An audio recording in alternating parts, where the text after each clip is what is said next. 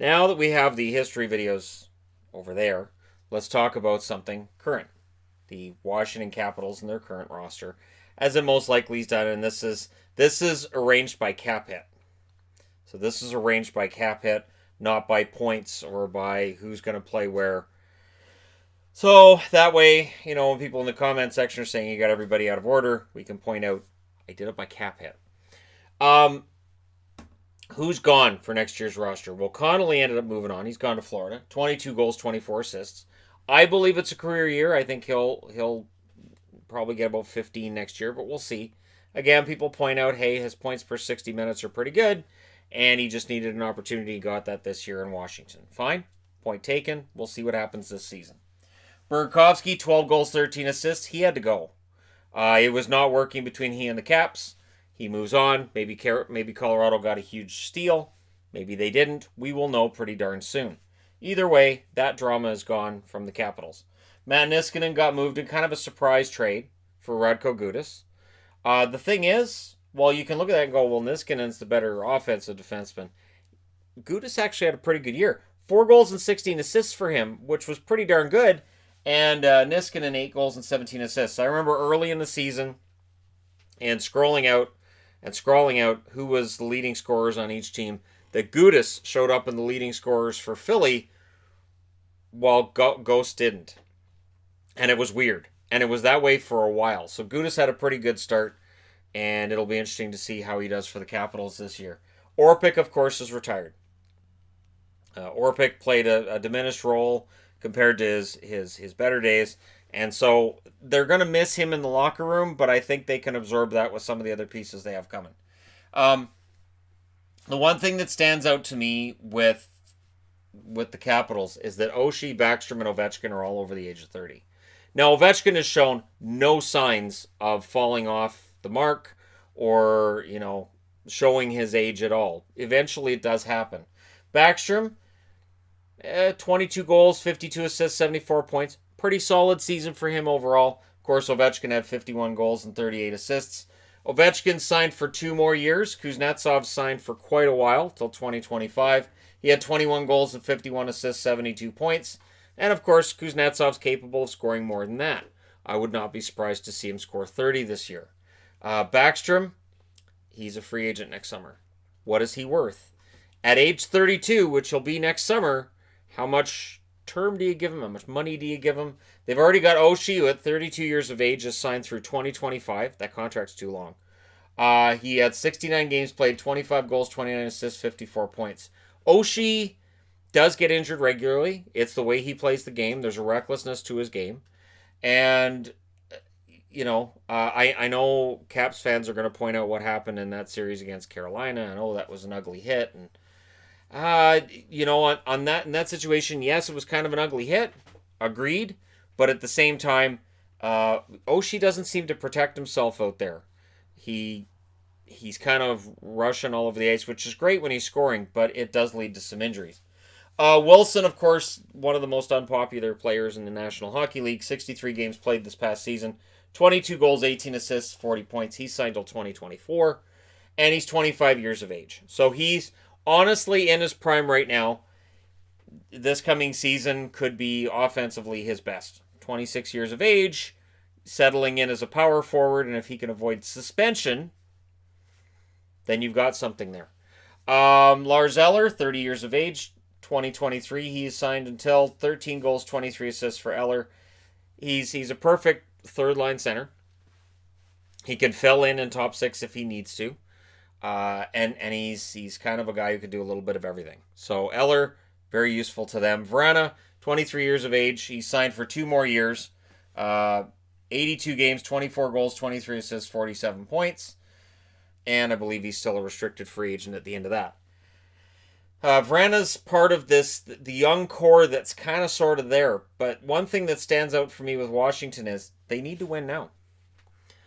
Because they've been a good team for a long time, eventually good teams need to do a rebuild.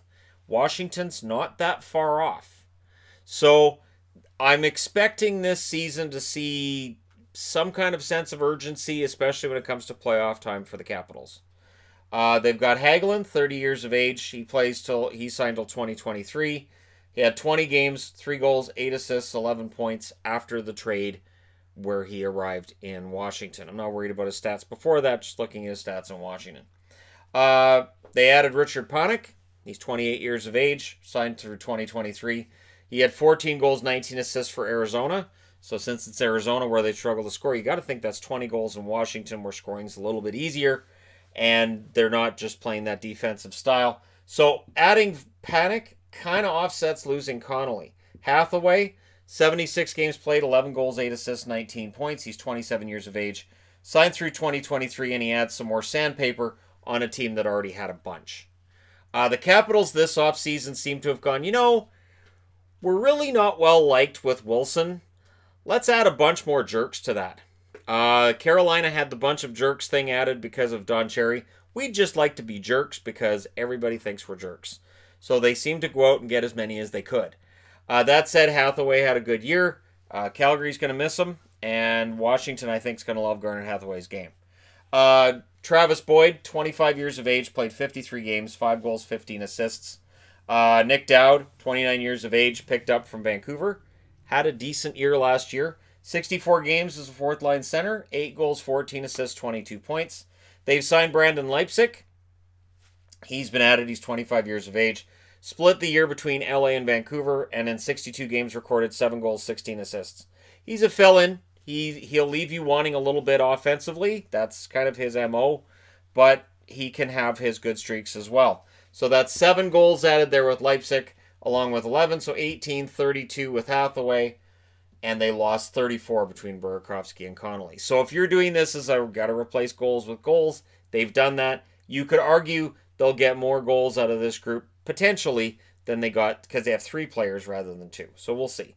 Chandler Stevenson, who's still a free agent currently, 5 goals, 6 assists for him. We'll see what arbitration does for him. He's not going to get a huge raise. 5 goals, 6 assists. But, again, if the team and the player can't agree, they go to arbitration. On the blue line, you've got John Carlson, 29 years of age. When we get into the age part of things, it definitely affects forwards more than defensemen. Defensemen, they seem to be built to play longer careers for the most part. 2026 is how long he has signed until. 13 goals and 57 assists for 70 points in 80 games, and Capitals fans will tell you he's underrated. Even though he gets Norris votes and Norris consideration, people will still tell you he's underrated and he should have won a Norris Trophy by now. I can't argue against that either. Dmitry Orlov, 27 years of age, signed through 2023. 3 goals, 26 assists, 29 points in 80 games. I've been critical of Orlov at points. I know there's others who have as well. I do think that when you look at the blue line that the Capitals have, there are some concerns there. I can understand why they moved Niskanen. Orpik's retirement may cause some concerns as well, but I can kind of understand moving Niskanen, even though with Gudas, who's 29 years of age, he's got 1 year left on his contract. That may be part of the reason why this happened. Gudas only have to pay for 1 year, and then they've got some financial flexibility that I think Niskanen has more years left than 1. Gudas, 77 games, as mentioned, 4 goals, 16 assists last year for the Flyers. Kempny's key. And you wouldn't have thought that at the time that they acquired him, but he's key. And him being hurt absolutely hurt them last year. 71 games played, 6 goals, 19 assists, 25 points, and you really notice the difference on the Capitals' blue line when Kempny's not out there. Nick Jensen, of course, came over from Detroit, 28 years of age, 20 games played as a Capital, had 5 assists in those 20 games, was not brought in to score points, so that's not really a problem. Jonas Siegenthaler, 22 years of age, played 26 games, 4 assists. At age 22, this is the time if he's going to get a regular job. He'll step up now. And again, with Orpik and Niskanen both gone, there's an opening for one more blue liner. Christian Juice, my favorite name in the NHL. It's up there anyways. 45 games played, 1 goal, 9 assists for Christian Juice. And he's 24 years of age. Again, you're looking at a time to become a regular. Now's the time. So Juice and Siegenthaler, it looks like we'll fight it out for that last spot. But I've got on the board, because I don't want to overlook him, Lucas Johansson, who struggled with injuries this past season, which is, I think, part of the reason why he didn't end up getting any kind of a call-up. First-round draft pick. And I like the kid, and I'm hoping he gets called up at some point this year. If Johansson can take that next step and step in on this blue line and play a top role, top six, just top six, that could go a long way. The blue line is the one thing with the Capitals that makes me nervous overall. That forward group, is it a little older, a little grayer? Yes, but it's still an elite forward group that can put in a lot of goals. You have 1, 2, 3, 4, 5, 6 20 goal scorers, and I would argue Panik could become number 7. And then on the blue line, you've got Karlsson, and then offensively, there's a huge gap. From 70 points for Karlsson to 29 for Orlov. They don't really have that offensive catalyst. Maybe if Johansson takes that next step, like they need somebody so it's not just Karlsson. Goaltending, Braden Holtby, and this is the big one. He's 29 years of age, but his contract's up next season. And he's making $6.1 million this year, which we can all agree is a bargain. He won't be a bargain the year after. He could ask for $10 million and he could get it. He had a record this year of 32-19-5, a save percentage of .911, which is low, comparatively speaking, to his Vezina years. And I think he would admit he had an off year this year, comparatively speaking with the year before, Stanley Cup and all that wonderful stuff. But, of course, the year before, he also ended up a backup going into the playoffs. Grubauer was the starter, and then they had to give him the job when Grubauer loses those first couple of games. And then Holtby went on a huge run that made us forget all about how he had struggles during the regular season. And, of course, Phoenix Copley, 27 years of age, really came out of nowhere. I didn't expect him to be their backup this year at all. 16-7-3 with a .905 save percentage. He's a capable backup, but look out for Samsonov. Samsonov had an .898 save percentage with Hershey this year. Is Samsonov going to be ready next year? Do the Washington Capitals next summer do something crazy and not end up bringing back Holtby and say, you know what, we're going to do this, and Samsonov comes in? And then if Holtby leaves, does that signal that they're ready to start potentially some sort of a rebuild at some point? So the point is that I'm getting to is this. You've got Holtby that's up this year and Backstrom. They're both going to get raises if they stay. If they get big raises, the potential for the salary cap to remain kind of flat, and by kind of flat, I mean it only goes up by $2 million rather than, the exorbitant amounts that it was expected to. If that happens, we may be looking at a situation where this is the best it's going to get. Where the Capitals moving forward after this coming season may not get a shot at another cup. There will be motivation on this team to get back to where they were in 2018.